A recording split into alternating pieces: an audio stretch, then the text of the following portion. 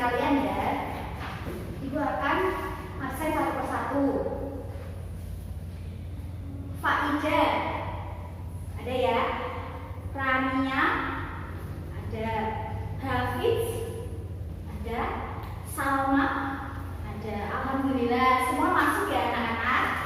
Oke, pada pagi hari ini kita akan belajar tentang Islam di Nusantara. Pada pagi hari ini kita akan mempelajari yang pertama, sejarah masuknya Islam di Indonesia.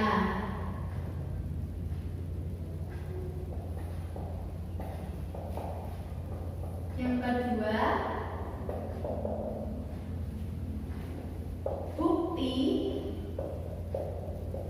masuknya Islam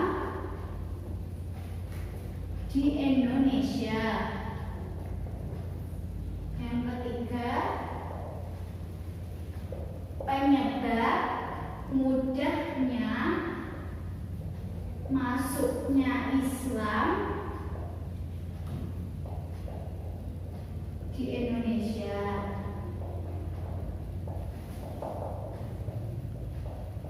Yang keempat, perkembangan Islam di Indonesia. Oke, tujuan kita belajar pada pagi hari ini agar anak-anak mampu menjelaskan sejarah masuknya Islam di Indonesia. Yang kedua, agar anak-anak mampu menjelaskan bukti-bukti masuknya Islam di Indonesia. Dan yang ketiga, agar anak-anak mampu menyebutkan penyebab mudahnya masuknya Islam di Indonesia. Dan yang keempat, agar anak-anak mampu menjelaskan perkembangan Islam di Indonesia. Oke, nanti setelah Ibu jelaskan, Ibu akan bagi kalian ke dalam beberapa kelompok. Sekarang kita masuk ke dalam materi. Ibu kasih waktu anak-anak untuk mencermati bacaan tentang sejarah masuknya Islam di Indonesia. Oke, Ibu kasih waktu mulai dari sekarang ya. Kalian coba baca dulu, nanti Ibu tanya.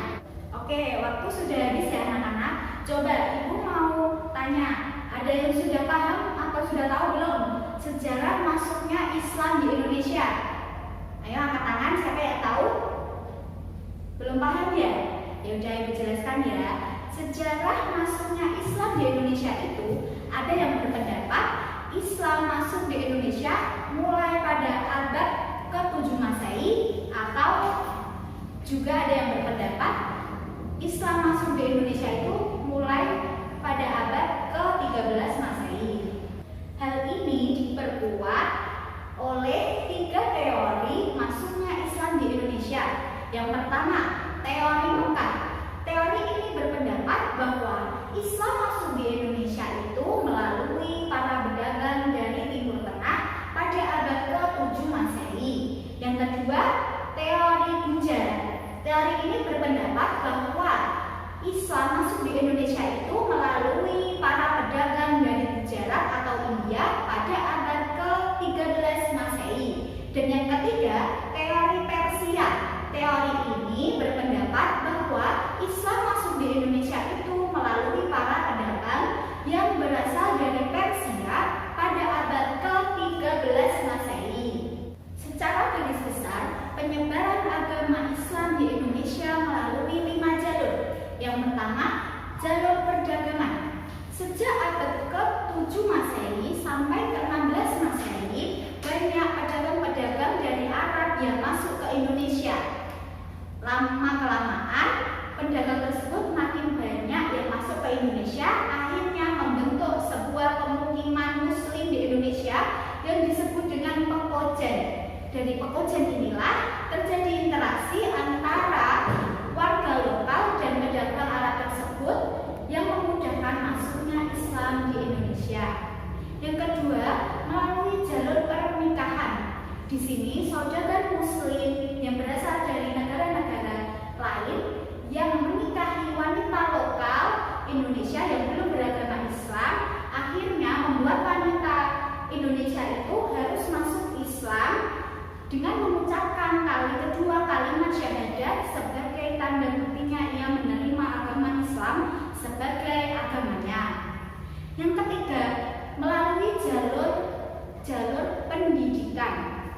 Di sini bisa terlihat bahwa sudah berdiri madrasah, pondok pesantren, dan pondok pesantren ini umum dibuka untuk siapapun dari daerah manapun. Yang keempat, melalui jalur tasawuf.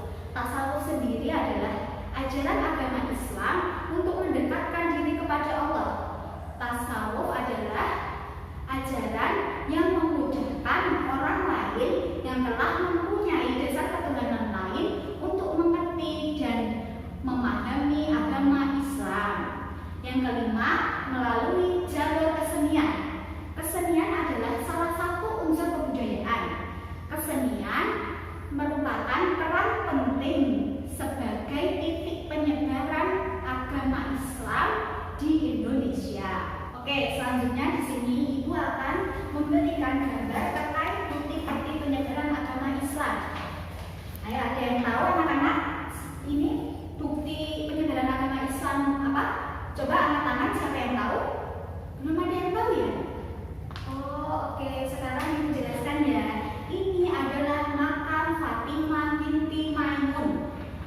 Makam Fatimah binti Maimun ini adalah arkeologi Islam tertua di Indonesia yang berangkat 1082 Masehi. Menurut sejarah, Siti Fatimah masuk ke tanah Jawa ini atas perintah Syekh Maulana Khalid Ibrahim untuk menyebarkan agama Islam. Yang kedua, terkait bukti penyebaran agama Islam, ada yang tahu? Ini gambar siapa anak-anak? Coba angkat tangan. Oh, belum ada yang tahu juga ya? Ini adalah Marco Polo. Marco Polo sendiri adalah pedagang yang berasal dari Italia. Marco Polo sendiri pernah singgah di pelabuhan Sumatera pada tahun 1292. Beliau mengunjungi pelabuhan bernama Pelabuhan Merak.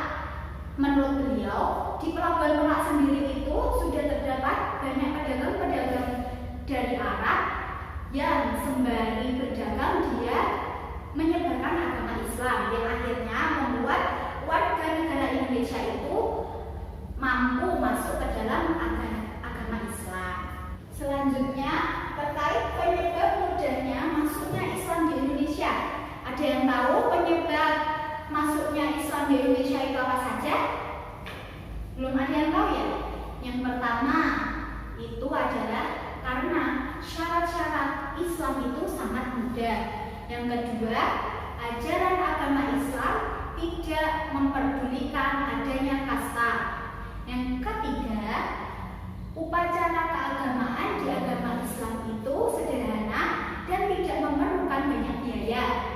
Yang keempat, Islam masuk di Indonesia dengan cara damai tanpa adanya kekerasan. Selanjutnya, tentang perkembangan Islam di Indonesia. Ada yang sudah tahu perkembangan agama Islam di Indonesia itu seperti apa? Belum ada yang tahu ya? Jadi perkembangan Islam di Indonesia itu meliputi beberapa wilayah. Yang pertama, perkembangan agama Islam di Pulau Sumatera. Pada abad ke-7 Masehi, di Sumatera bagian utara merupakan pusat perdagangan rempah-rempah yang sangat ramai. Pedagang-pedagang dari Arab biasanya berlabuh di pelabuhan tersebut. Letak pelabuhan di ujung Pulau Sumatera dan letak pelabuhan yang strategis untuk menunggu datangnya musim dari timur laut menuju barat. Akhirnya digunakan kesempatan tersebut untuk menyebarkan agama Islam di pelabuhan tersebut.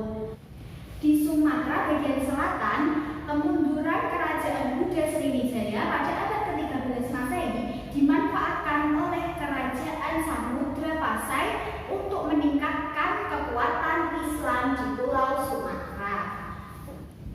Yang kedua, penyebaran agama Islam di Pulau Jawa.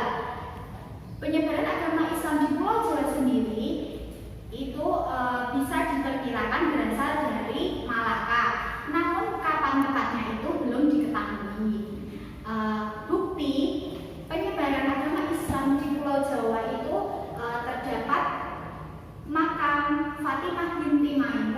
di Leran Gresik, Jawa Timur yang berangkat 1082 Masehi. Di Jawa sendiri juga sudah banyak terdapat bukti-bukti Islamisasi.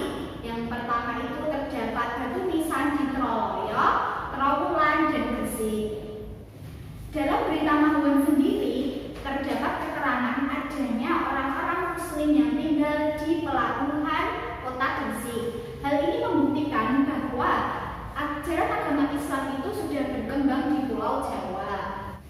Pada waktu kerajaan Majapahit mengalami kemunduran di awal abad ke-15 Masehi, di kota-kota pelabuhan seperti Gresik dan Tuban menjadi pusat penyebaran agama Islam di Pulau Jawa.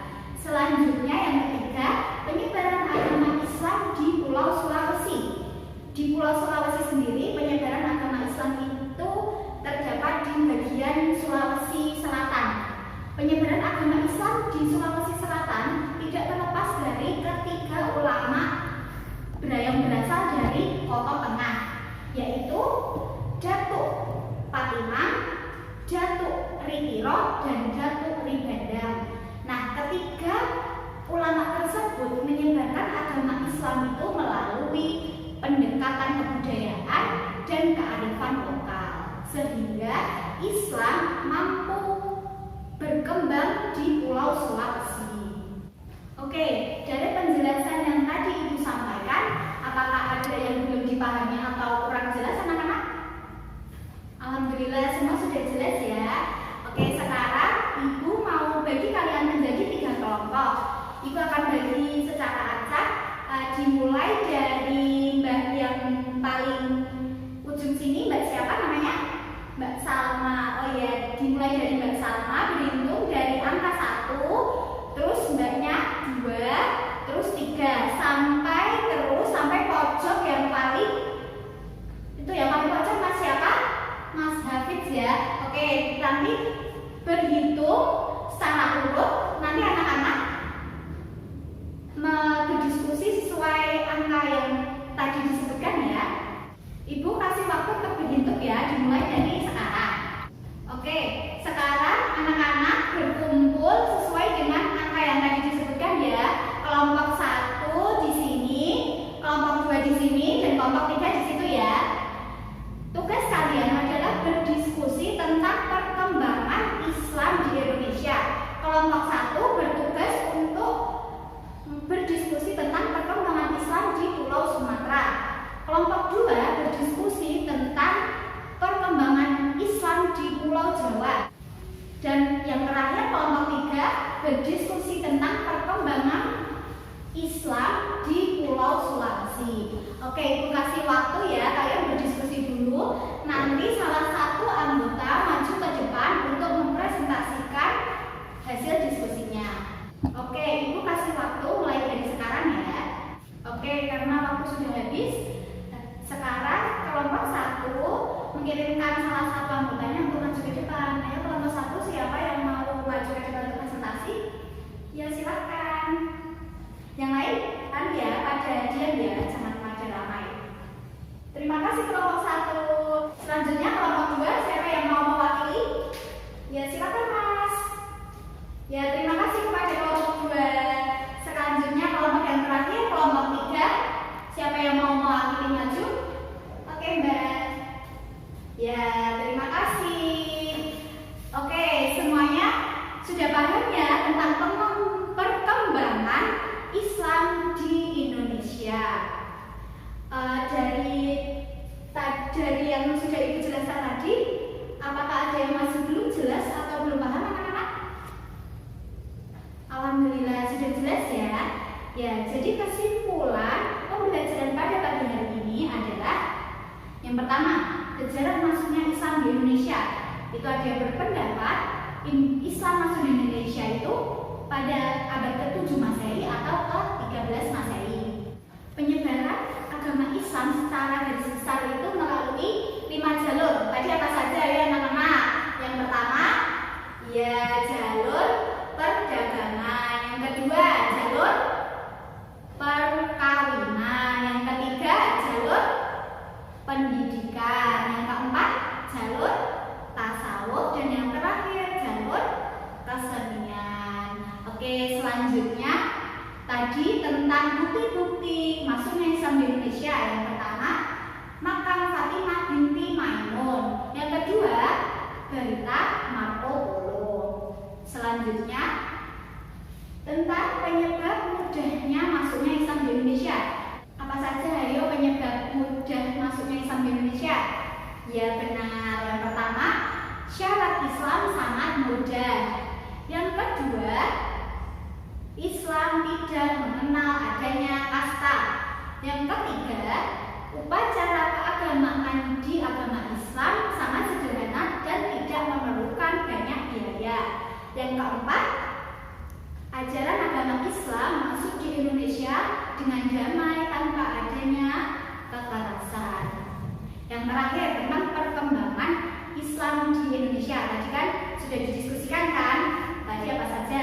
Perkembangan agama Islam di Pulau Sumatera. Yang kedua, perkembangan agama Islam di Pulau Jawa. Dan yang terakhir, perkembangan agama Islam di Pulau Sulawesi. Alhamdulillah semua sudah paham ya. Oke, sekarang kalau sudah paham semuanya, Ibu mau kasih kalian tugas PR untuk dikerjakan dan dikumpulkan minggu depan ya. Kalian kerjakan buku paket halaman 56 minggu depan sebelum pelajaran dikumpulkan. Oke, karena waktu sudah habis, sekarang Ibu cukupkan ya. Terima kasih. Wassalamualaikum warahmatullahi wabarakatuh.